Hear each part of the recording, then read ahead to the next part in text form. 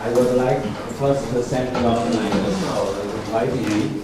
It's always very nice to be back in Taiwan. So I would like to first introduce the idea of quantitative operator case theory. So the setup is as follows. And if I have, say, a system algebra, of course our goal is to compute its case theory. And but I would like to have some geometrical structures on the system algebra. So I first introduce this concept of geometric system algebra. So this is the definition. So a geometric system algebra is just a system algebra with a length function.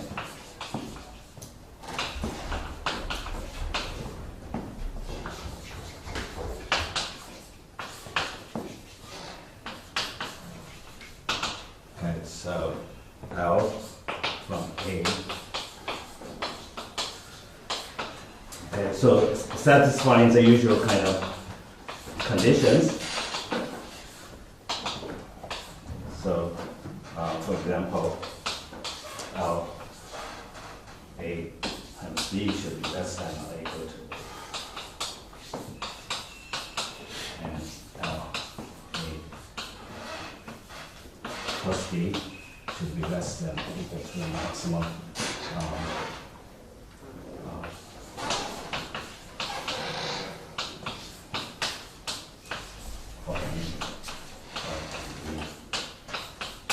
Also, if we multiply by a scalar, should not change, well, assuming C is not, C is not 0. Okay, and if we, well, let's make it symmetric, so if we take the joint view of that change. Function. Okay, so lastly, we don't want this to be degenerate. I'm sorry, I have to include the infinity. Okay, so I don't want to take, if I map everything to infinity, this would satisfy all the conditions, but I don't want that to happen. So I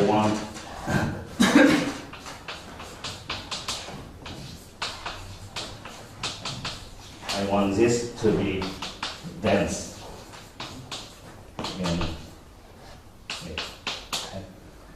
All right, so this is what we call a geometric system algebra. Do you want to be faithful? You're not exactly if A is 0. We want to be faithful that L of A is 0 if and only if A is 0? No. I will give examples. Okay, so we don't have requirement like this. And so now this is in spirit very much compatible with geometric group theory. It's how group theories study groups from geometrical perspective. So let me just give example 1. Okay, so let me say G is a countable group, discrete group, and so the way we study geometry is that for any countable group, there is actually a proper length function. So let's say it already has a length function. See, also called F. Okay. Now, if we ask the condition to be proper, meaning that every finite ball has only finitely many elements in the group, then actually, essentially, length functions are unique up to certain cost equivalence. So you don't have to actually worry too much about which length function you pick. Okay, so in this case, of course, we can form the group algebra just like in Wolfgang's talk, and Wolfgang likes the coefficient to be any limit, but I'm going to focus on C because I'm an analysis. And So it's just the form of finite sum.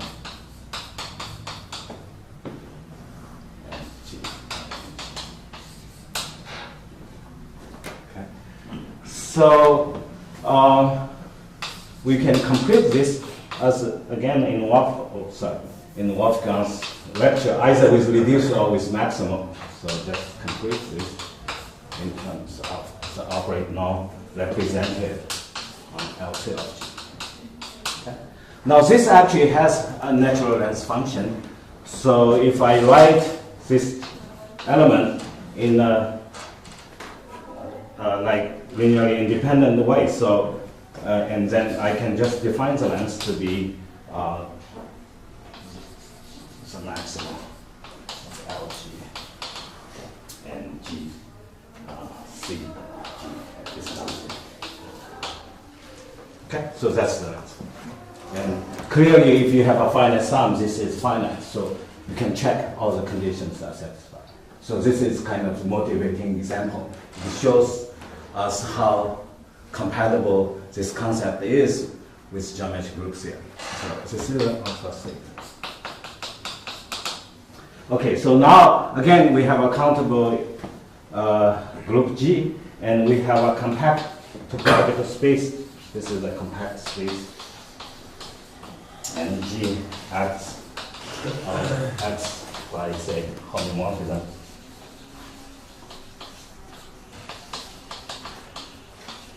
So then you can form so-called the cross product.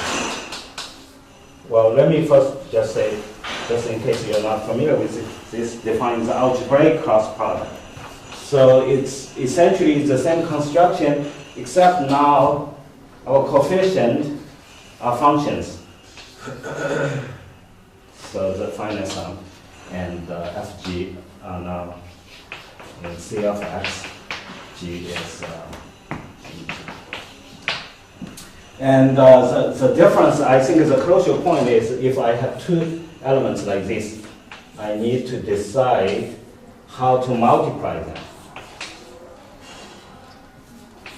So in the case of group algebra, we just multiply the coefficient and multiply the group elements. So here we multiply the group elements. When we pass the group elements with a coefficient, we say hello to our function. We have some interaction happen. So this is a group action. Okay, so this is the homomorphism induced by the group action. So you see the multiplication encodes the dynamics of the group action. That's, I mean, in assisted algebra, all information are encoded in the product. I mean, you have addition, but the addition does not contain much information. Okay, so this, so we can now, that's introduce assisted algebra, which is simply, well, we have to actually also choose certain norm completion. So if we complete this, we form the cross product. So this is like, in general, a highly non-commutative assisted algebra, and the structure of this assisted algebra reflects the dynamics of the group action.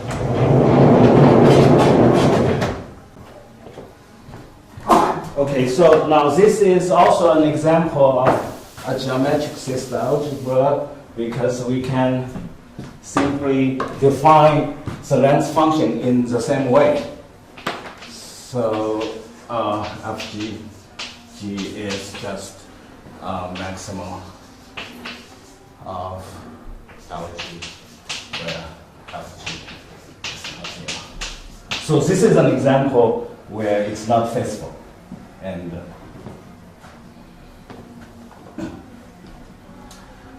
okay, so I mean, if you are not familiar with this kind of cross product, a good example is you have the circle, you have the group Z, which acts on the circle by irrational rotation.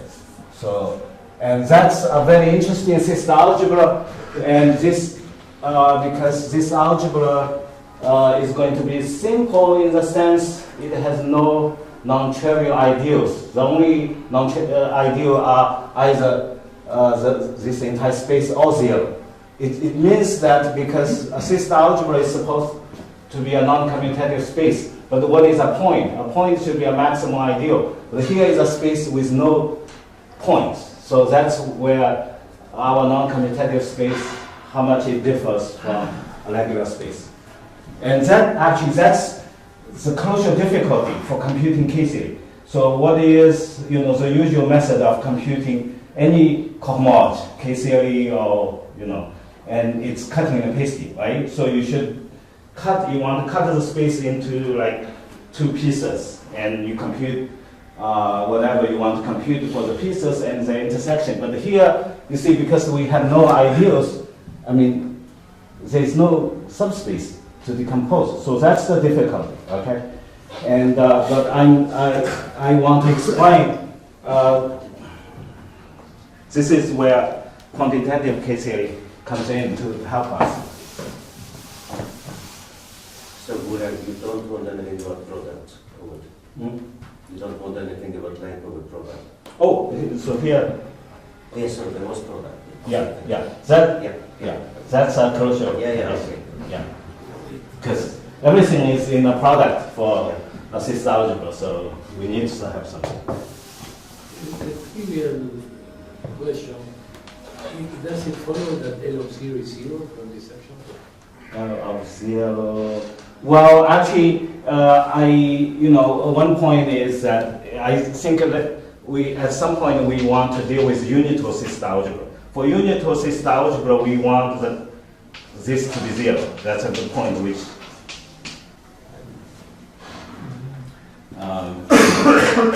we want the unit to have like length 0. So it's not moving anything.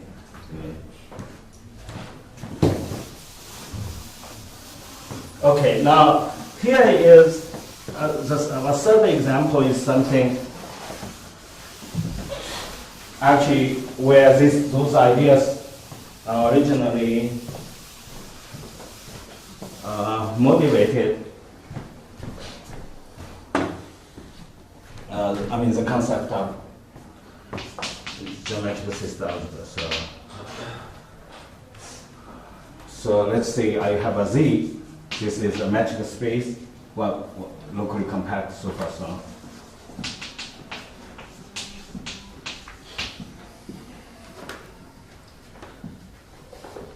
Okay, so I want to build a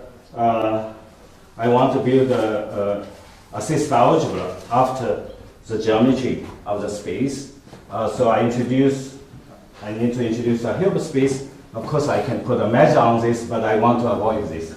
So instead, I choose Z. This is a countable dense subset. Okay. So, now I look at this. So I want this to be countable because analysis, we are always worried about non-separability, so this is not a separable Hilbert space. Okay, so if I have a linear operator, I can represent this as a matrices because you see the basis here, the Dirac functions associated to each point of y is like a basis element. So I can write T as let's see, T x, y, x and y are in the space 1. Actually, for simplicity, for purpose of K-series, let me also put another Hilbert space. This is a separable Hilbert space. But if you wish, you can ignore this. So I'm going to take value in this Hilbert space. Okay. So therefore, each x, y is just okay. But if you wish, you can have the Hilbert space to be just a complex number. So then it's a number. it does not, the idea don't change very much. But for K-theory, it simplifies a lot of things. And so I actually want each of the operators, this to be compact. So those are operators which can be approximated by finite matrices. So they are essentially finite matrices. Okay. All right. So so this, if you write this as a matrices, actually I only want to study matrices which are like close to the diagonals. So let's see, this is R. So Max told me these are called Jacobian matrices. And okay, so these are, so R is like the set of dxy, so txy is not zero. Okay, and this well, let's call this give it a name called propagation.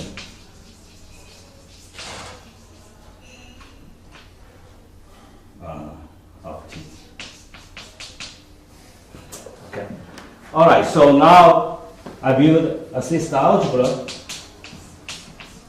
Okay. So this is the closure of such an operator. So this is the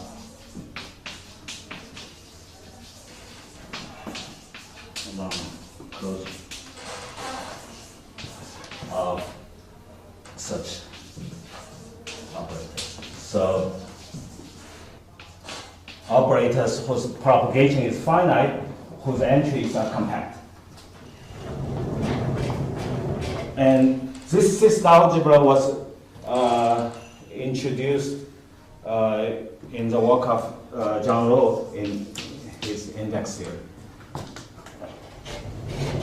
But in some of Gomoff's work, he called, well, he did not complete it. So I think John Rowe completed it, but Gomoff called this translation.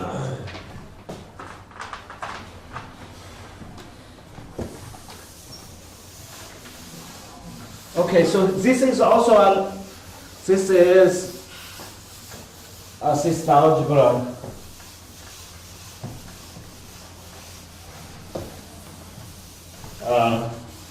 With a length function. And so it's an example of geometric system algebra. So the length function. Oh, sorry, I'm using Z.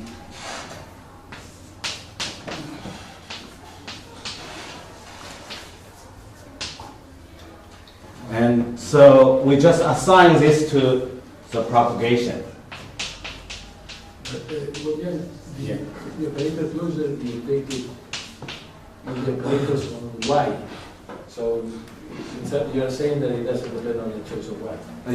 Yeah. So that's a good point. So it does not depend on the choice of Y. Now there's a more canonical way of doing this. You put a measure on Z, then you don't choose such a thing. But then instead of matrix product, we deal with some kind of kernels. I think analysis people like that, but since I think this is more in line with what topologists do. And but I think you guys probably don't even bother to choose a countable dense subset because you don't have a hyperspace. So. But Guoliang, you should modify your compactness requirement. It's only if TXY is compact, you need compactness also. Yeah. Lots of points in the. This just occurs to me. I need another locally finiteness. So for every compact subset of Y, so every compact subset K and Y.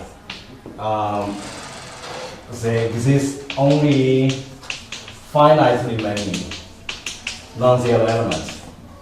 Many non-zero. So P x y such that x and y are in K, or even just one of them.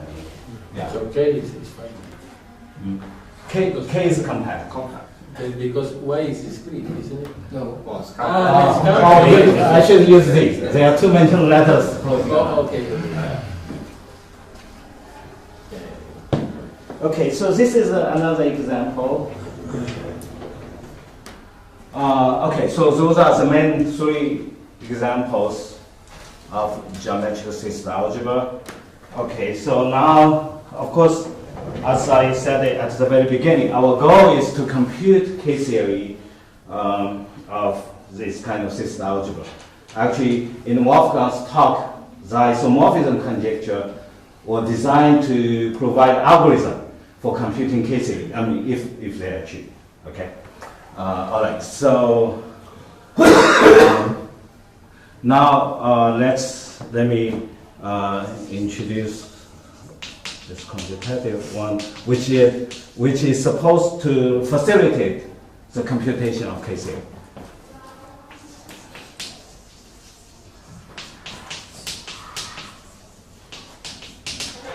Okay, so I'm going to fix an epsilon. I mean, actually, sometimes it's good to let it change, but just for simplicity, I'm going to fix it. Well, I think 110 is more than enough, but well, if we are not so sure, 1/100. Okay, so for any well, positive. So I want to define what. So we want to define what K R, say 0 of X. So what this means. Okay. And so this is one thing which is kind of different from topology. And in topology, because in algebraically we can just deal with idempotent. So here in a system algebra and K-theory elements of system algebra, of course it's represented by projection. But we want to approximate this by like elements with finite length. So A has a length function. Now after an approximation, you lose the property that it's a projection. Okay, so we have to deal with, so let's call this projection, I put an R here, A, well, instead it's M infinity of A. So M infinity of A is the union of M of A. Okay, so those are like element P. Let's see, it's self-adjoint, but they're no longer, they are not exactly idempotent or projection. They are not exactly there, but this is less than. Okay? R. Oh, there's an R here. Then I want the length of P to be at 1 star. So that's very important. Okay.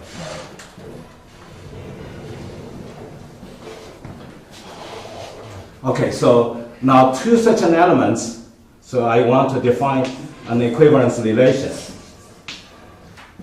So the definition is that so if P is homotopic to Q, but slope passes in here.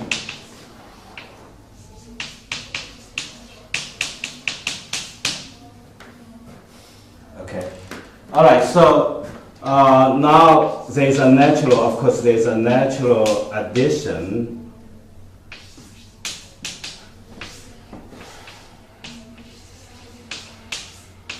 And this is, well, it's actually, this is equivalent to QP. So that's easy to see. And so therefore, this it's an abelian semi. So we can now define K0 of R. This is by definition. It's a closed-loop.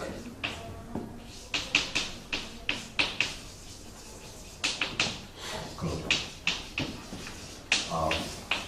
of the Abelian semigroup.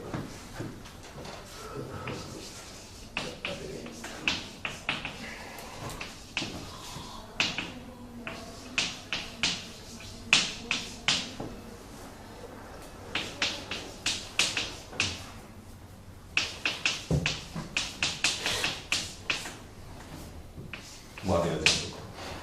So this is how. Sorry, just a silly question. Your epsilon is fixed independently of R. Yeah, let's fix it. If you wish, you can allow epsilon change and put epsilon there. Sometimes it's convenient to have the epsilon there, but I want to focus on the R.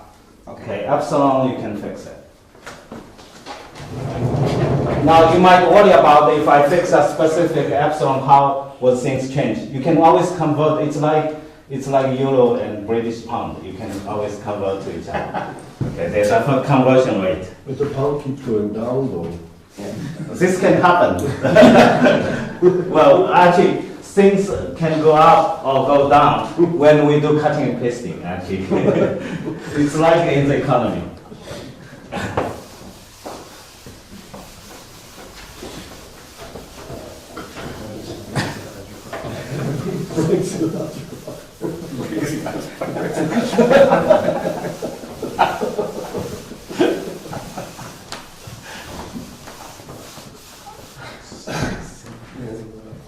I would say it's something more powerful.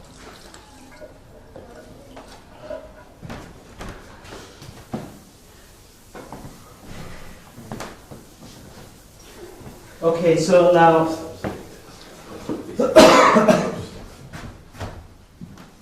we can similarly define K1. Yeah, I mean, if you don't remove the water, I mean, Oh, that's not going to work. Yeah. you really. I think No, yes. no, the other way around. It's the other way around. No, Okay. no. The term the same. Yes, turn like. Sorry. So this part to the black box. Oh, okay. Yeah, thank you. Like white in a car. So as you see, I don't wash my car window. Exactly. So my car is like 70-year-old. My son keeps reminding me. The opposite thing. The opposite. I should buy a new car, but I don't. Guoliang. Well, it's like this. Sorry. This. Sorry. No. Don't forget the tip. No.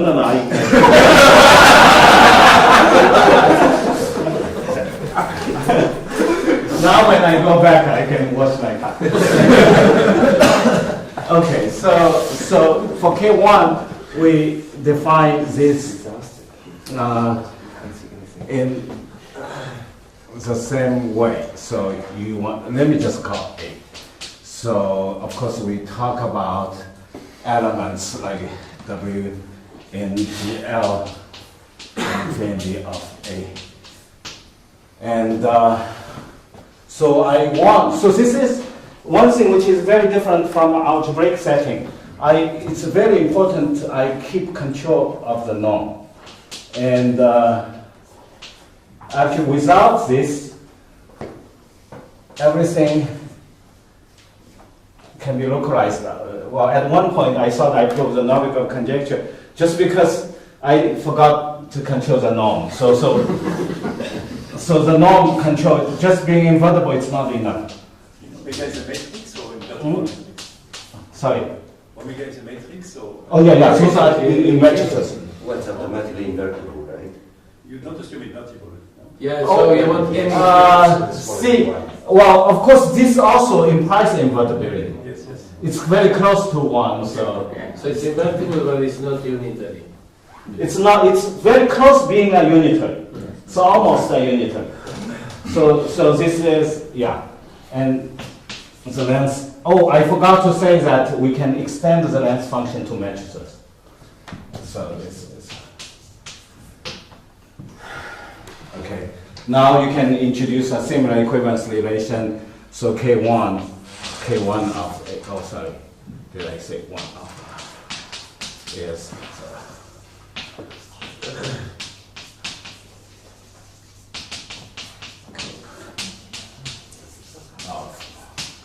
let's see,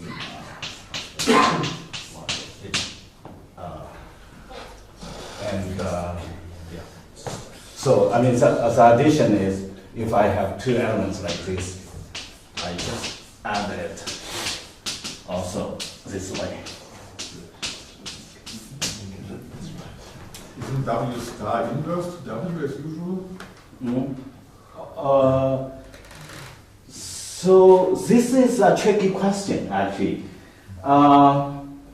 Is W star is an inverse of W? And actually, in order to do this, you have to enlarge the R a little bit. But the way I define it, it's not clear which one is the inverse. Okay, so it's like very algebraic setting. So if you really want badly W star is the inverse of W, then I need to allow the equivalence relation to be done in U of 2R.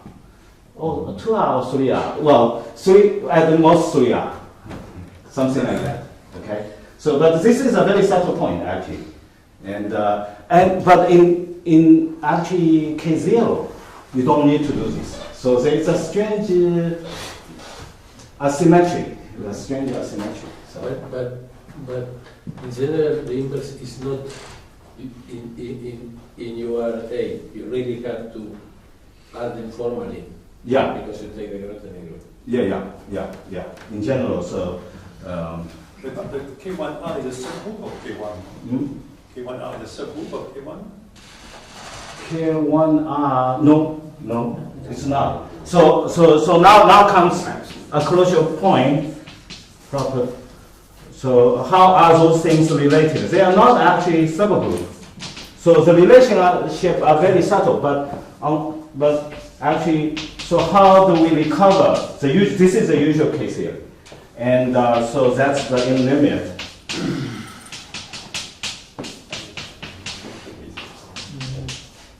Okay, because if my R1 is greater than R2, then it's clear there is an inclusion like R2 from K star.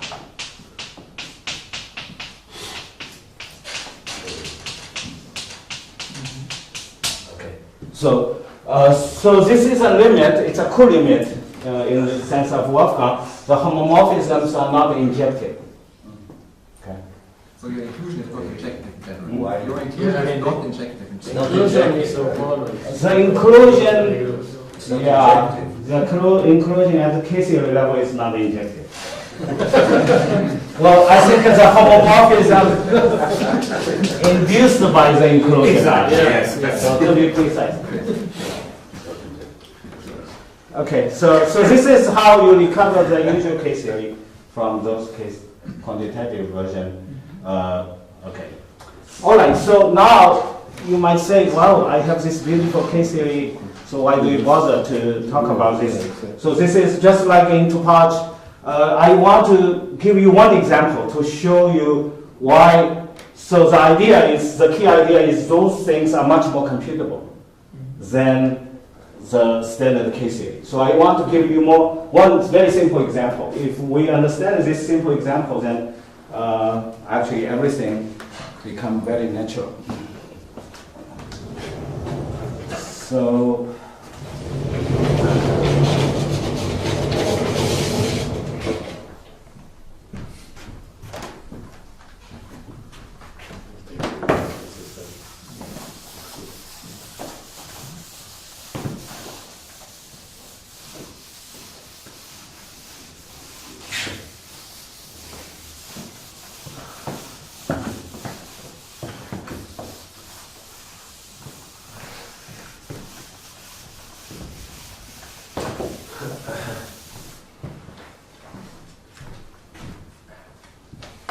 okay, so I'm going to go back to example 3, but with a very, so example 3, but with the Z to be something very specific.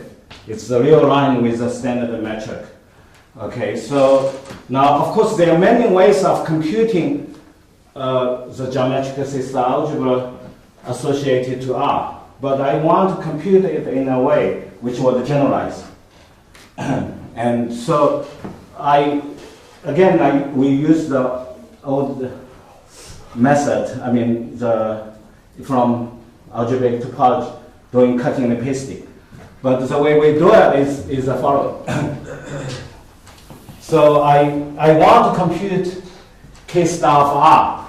So now I chop this real line into pieces, like to intervals of equal length. Okay? But if I begin with R, let's say R is positive.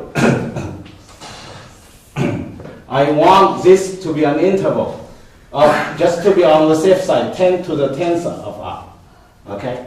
Of very long intervals. So now this is the 0th interval, this is the first, this is the second, this is the -1 interval. So I chop it into two pieces. 0, Z0.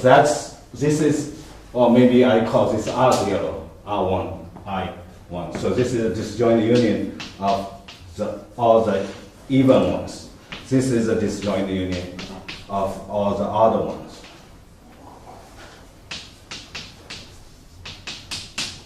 Okay, so now I want to do it in a way, it's a very old-fashioned way.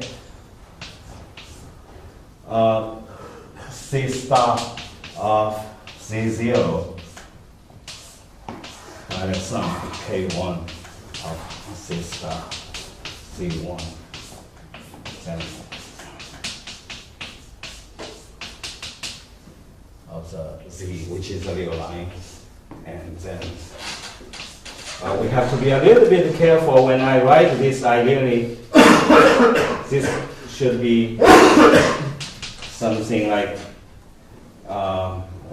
actually, Z0. This should be like, maybe 100 or maybe a little bit more than 100 R, but I don't want to change the constant. So there's some conversion rate going on here. That's Eric was suggesting.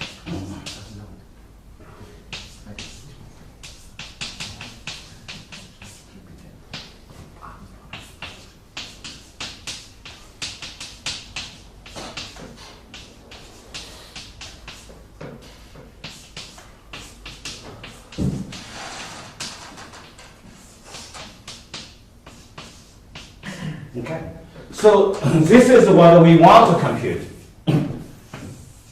But I claim every other term is essentially computable. Why? Because we are talking about, for example, let's focus on this term.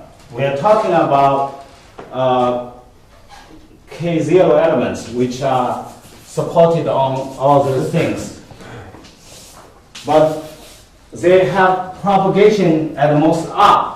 So they can move things at most by R distance. So imagine my family is living here, your family are living here. I never talk to you because my voice only is good enough for R distance, which means my daughter or my son will never get married with your son or daughter. That's of course a great tragedy, but it's good for KCL. That's the point. So because it isolates things. So which means that if you operate only like move around things here, so it's isolated. So but over this piece it's just the compact operators. Here just the compact operators. So every other group, other than what we want to compute, is like this. So everything else is computable. But is it clear to get this exact sequence? Is that easy or? That's very easy. It's very elementary. It's okay. Yeah. So this, as I said, this might be 10. Yeah, I get it, understand. Yeah. So it's a little bit asymptotic. So it's exact. So this is what I would like to say asymptotically.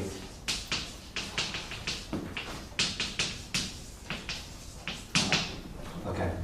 And okay. So this generalizes. This method generalizes to space with finite asymptotic dimension. I mean, it means that asymptotically exact means if you give one round, then somehow you have a bigger arm. So if you want to be exact, like if you something, yeah, so this might be, so if you have an element here, if you put it here, it's zero only for a slightly bigger arm.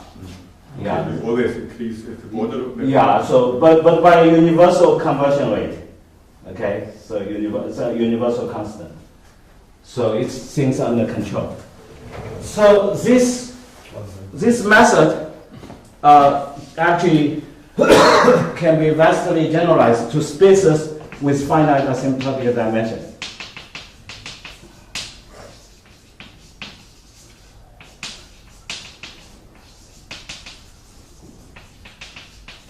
Okay, so actually, I initially was thinking about this, well, in the early 90s when I was like very lonely in Boulder, Colorado. Then Alec and Nigel and John, they all came. So then they told me, well, actually in topology world we have, have things very similar. So, so this is really, so Wolfgang was talking about technology transfer. This is like an area I feel like one can exchange a lot of ideas.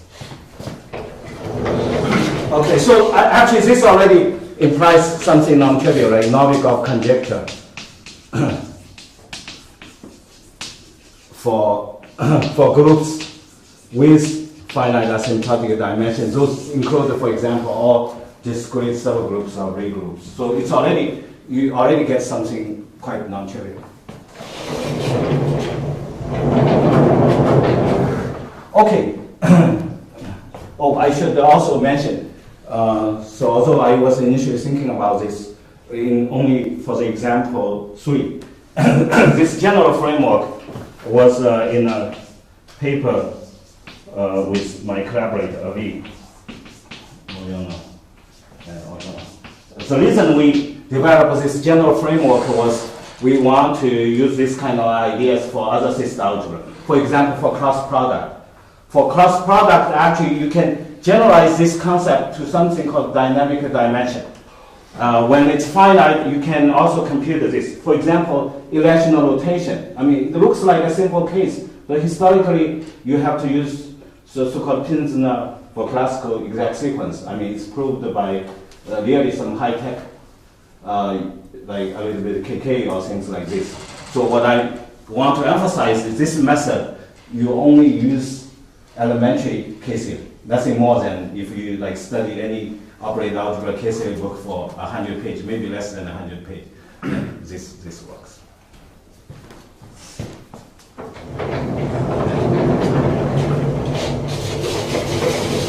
I mean, looking back, just like at philosophical level, what made this like the irrational rotation algebra? You don't have ideals, so why is this kind of cutting pasting works? It's because secretly we are using like some quantitative concept of ideals. Like ideals only at one scale. Okay, so we don't need something to be a full ideal. It's just much more flexible. And that's, I think, the secret. So, okay, so now the rest of talk, I want to focus on one example, and which has some interesting application to actually positive scalar curvature.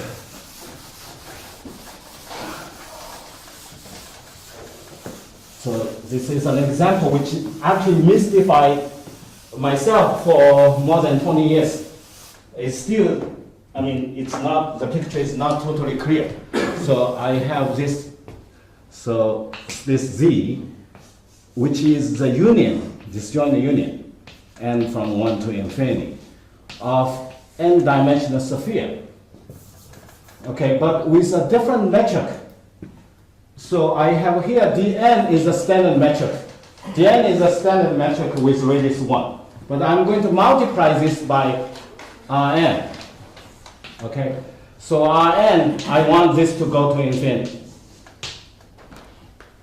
So I want to, well, so that's the natural metric. Now, what about the metric between the spheres? I let them grow to infinity. So they are going to be further and further away from each other. Okay, so the goal is I want to compute the K-theory of this. Okay, so I want to compute K-theory.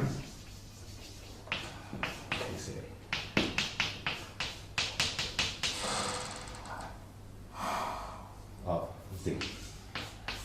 Okay, now this is actually, although it's such a simple example, the computation is not so easy. So instead, I compute this. This is where quantitative concept comes in. I compute this using, so this is like in Daniel's talk, there's a product formula, and which is very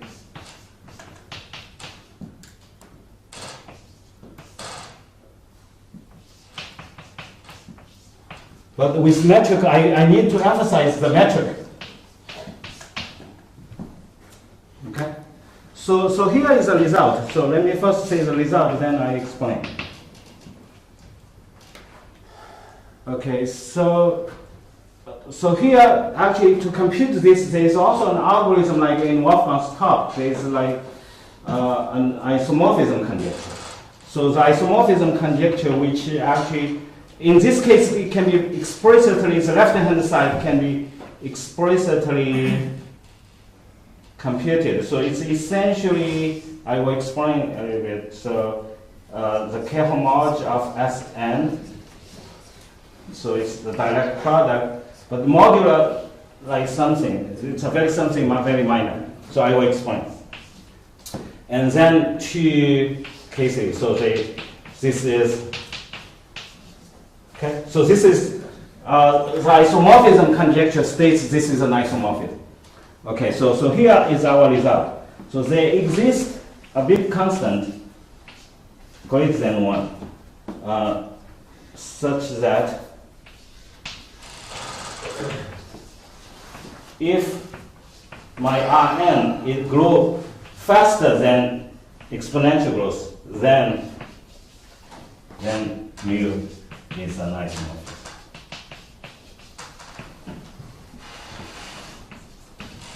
Secondly, so if my Rn grow a little bit faster than linear growth, if this goes to infinity, as n is going to infinity, then mu is injective. Thirdly, so if Rn is exactly linear, so which means Rn is Rn over n is going to some constant, of course not zero, then mu is not injective. So it's a very weird kind of.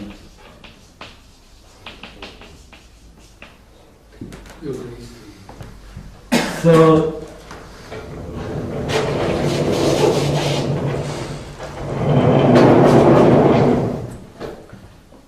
so here I have some question I want to ask my psychologist friends. Yes. Guoliang does not depend on the way the distance grows between the spheres. Oh, the spheres are the distance between the spheres grow to infinity. Yeah, but the result does not depend on how fast. No, that's not important. I should emphasize the left-hand side is independent of the choice of Rn, as long as it goes to infinity. Let me actually, so this is something, actually like work with, it's like, actually it appears in, because it's different time, I guess,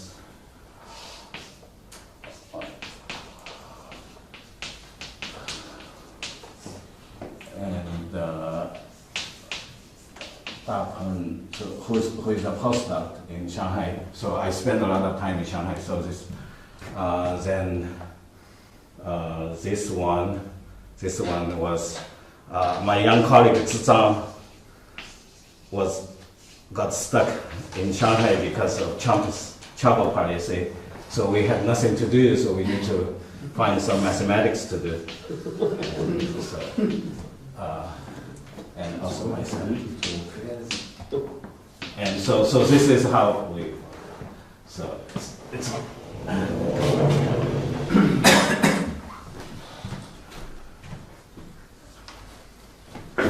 okay, so let me reformulate this problem.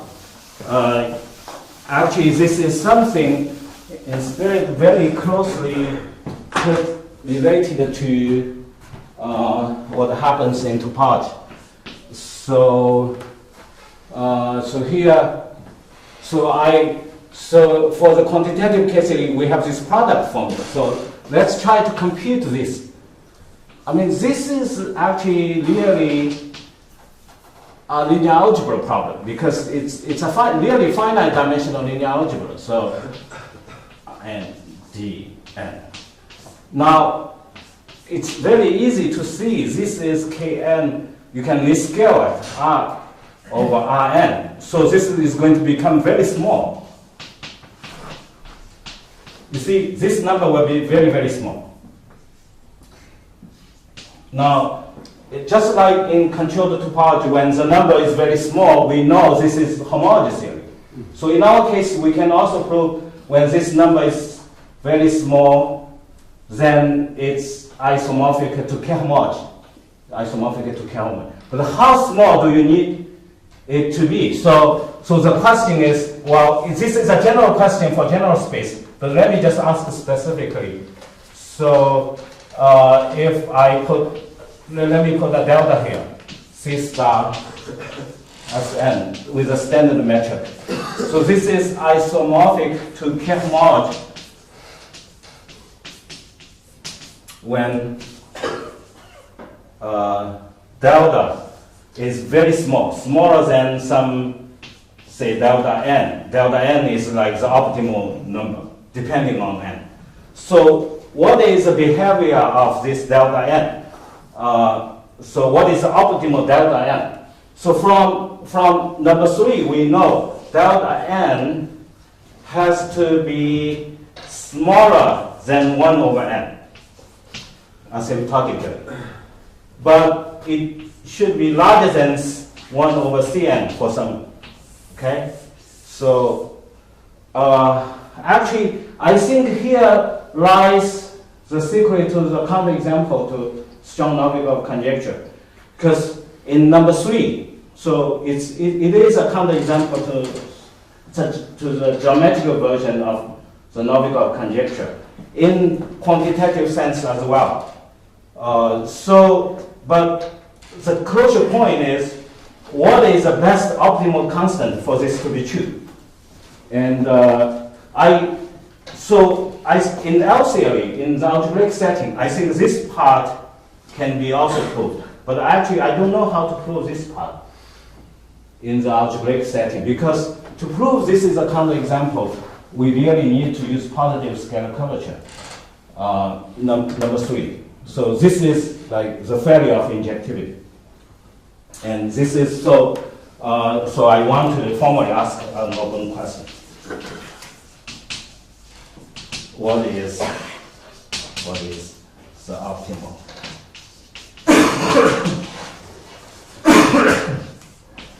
By optimal, I don't mean I'm asking to compute the precise number. I want to know the asymptotic behavior of delta n. Okay. In both operator case theory or in L theory. Okay? Because once you know this, actually, there's a lot more applications we can have. We can, for example, the finite asymptotic dimension can be vastly generalized if you have an efficient delta n. You don't have to have finite asymptotic. Could you make it maybe a little more precise? Because if you say K-homology, I mean, of what? Yes. I mean, so K-homology is like So I mean, you should define the functor depending on delta and then ask, is it K-homology? okay, so let me say this. There is a theorem. So theorem that there exists an epsilon n, very small one, a small one. Well, such that k epsilon n of C star Sn. Actually, this is true for all spaces. Does not have to be. This is just equal to k mod. No, but I mean, the space changes. Maybe you Of fix the Of space. Sn. Of Sn? For Sn. No, K homology is applied to which space? Sn. Oh, Sn. I mean the same space. So whatever space you have, if the dimension is n, But what is xn? X is, I mean, so you want just distinguish the potential dimension, then for all spaces of the Yeah. domain. there is a universal constant. Once it's small enough, when I say it's isomorphic to this, because my delta, if my epsilon n is very small, then there is a mass. So I just want this to be an isomorphism. So there is a mass. So I want this to be an isomorphism. Let's forget about this. Okay, this is K-mod. Okay. But are you sure that epsilon is a dimension constant and not dependent on the space? Yeah. That's actually the essence of the finite asymptotic dimension. So this requires an argument. So maybe there's just, I mean, do you really want the dimensions of the sphere getting large or just Yeah, getting larger. Just scale the metric? No. My dimension. If you fix the dimension, this is always an isomorphism. There is no counterexample. So this is an asymptotic phenomenon. Okay. Okay. Does this make sense? Because if you fix the dimension, it's always an isomorphism. There is no counterexample. Then it has bounded geometry. So as you want. Okay. So now let me just give one application to. So maybe let me give one application for this kind of result, and so then. So just to indicate that it's, you are, well, of course, it's an interesting phenomenon, but has some interesting consequences. Okay, so I want to just study asymptotic behavior for positive scalar curvature. So I have a sequence of manifold. Well, actually Mn. Okay, so dimension of Mn is n.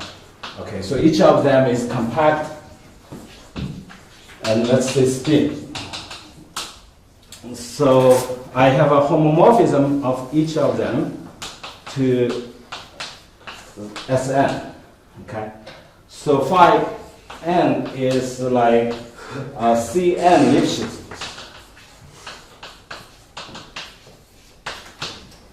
Okay. So they're metrics and everything. Oh, there are many. Now there is a theorem of Gromov-Lawson. Gromov-Lawson in this context, I mean, it's just for one manifold. Gromov-Lawson said there exists an epsilon n such that for each n, such that if Cn is small enough, then Mn cannot have positive curvature. Iron has to be 1 here. Iron has to be 1 here. Oh, there's a degree condition. Yeah, degree of phi is not zero. Okay, we don't want it to be trivial. Okay, so now if we apply this kind of computation, so again in the same paper with Zhang and Dapan. What's the relation between the epsilon and the C? What is so epsilon n here depends on Mn. Yeah, but Cn is what? But I mean, there is no epsilon. Oh, This is Cn. anywhere else. Now, Cn is just very small, so we are not, so they don't have a precise constant. But why You know, but that was, I mean, what does epsilon satisfy? you can remove epsilon? Oh, sorry, small enough, maybe, yeah, sorry. So I was trying to quantify this, so smaller than epsilon m. Very small. Okay, so our theorem is that if your Cn is more like just smaller than this, going to 0 as n, then eventually Mn this does not have positive scalar curvature. Okay, so that's a consequence of our computation. On the other hand, if it grows exactly like this, then there are counterexamples. So this is actually optimal. This is the optimal condition in terms of asymptotic behavior. So this comes out of this computation. So we get exactly like how the Lipschitz constant, how small should be the Lipschitz constant. I think eventually means that when n is like bigger than certain. Okay, so this example, one thing I wish to emphasize is it really relies on this quantitative version of K-theory, because otherwise I don't know how to compute this. Okay, all other technology would not apply. So yeah. Well, thank you very much.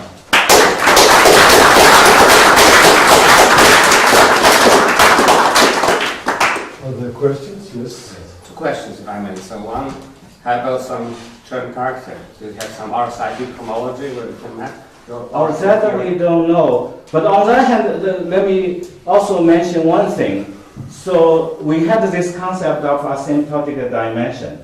This can be generalized to the abstract setting for geometric algebra. So with that finite asymptotic dimension, you can also prove universal coefficients here. First the Kunis formula, that's the joint work I did with Oyono. But then, that's in progress with my collaborator Rufus Willard. We are, I think, on track to prove the UCT. But for geometric algebra with finite asymptotic dimension, because the UCT is a big problem in the classification industry. So our dimension is somehow related to Winter's dimension, because in the classification world they need also finiteness of dimension. But there's a relation, but it's not completely clear how there's one inequality one way or the other. But it's not known to be equivalent, so there are some interesting questions there. Yeah. More questions? Okay, let's thank the speaker again.